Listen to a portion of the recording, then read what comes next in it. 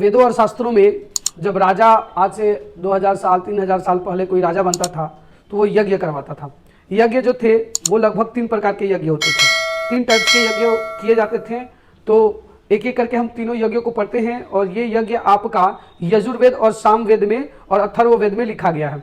ठीक है, तो थोड़ा एक एक करके देखेंगे कि हमारा पहला जो आता है वो वाजपेयी यज्ञ। वाजपेयी, तो वाजपेयी यज्ञ क्या है तो देखेंगे, यह शक्ति प्राप्त करने के लिए किया जाता था और यह साल में 17 दिन चलता था।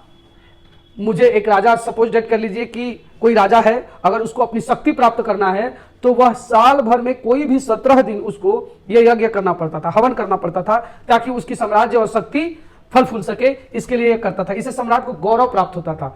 ठीक है, तो ये आपका पहला है जो 17 दिन तक चलता था। दूसरा होता है राजसूय यज्ञ। राजसूय यज्ञ यानी सम्राट को पद प्राप्त करने के लिए, सपोज डेट मुझे राजा बनना है और मुझे राजा बनना है तो ये यज्ञ करना पड़ेगा, राजसूय यज्ञ।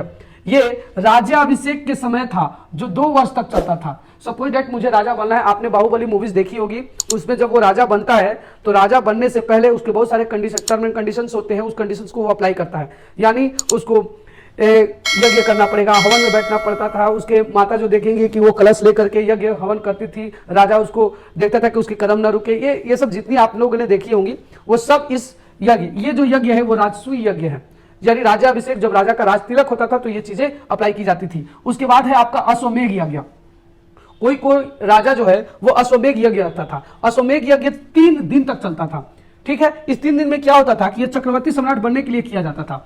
इसमें राजा के घोड़े को खुला छोड़ दिया जाता था। सपोज डेट कर लीजिए कि राजा है और राजा के 2-3 बेटे हैं। अब राजा को अपने तीनों बेटों में बांटना है तो उसको राज्याभिषेक करेगा यानी तिलक करेगा और उसके बाद एक घोड़ा दे देगा। अब घोड़ा को कहेगा कि आप इस घोड़े को छोड़ दीजिए। अब वो घोड़ा जितनी दूर घूम करके आएगा, जितना दूर, उतना उस एक बेटे को सौंप दी जाएगी। बाकी अदर बेटे को साथ ये किए थे। तो सबसे पहले इसकी स्टार्टअप बड़े बेटे से की जाती थी क्योंकि बड़ा बेटा राजयोग्य माना जाता था। तो इसका बड़े बेटे, बाकी जब युद्ध आपस में ये सब कुछ करते थे तब अदर को चांस दी जाती थी, लेकिन बड़ा बेटे को जितनी सल्तनत मिल जाए वो ले लेता था।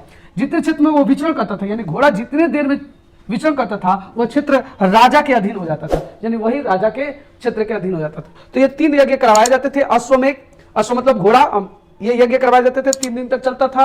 राजसूय यज्ञ ये 2 वर्ष में चलता था जब राजा का राज्याभिषेक होता था। और वाजपेयी यज्ञ ये शक्ति प्राप्त करने के लिए राजा साल भर में कम से कम कोई भी 17 दिन निकाल करके ये यज्ञ करता था। तो यज्ञ के अंदर आज से इतिहास के अंदर ये 3 आपको प्रमाण मिलते हैं।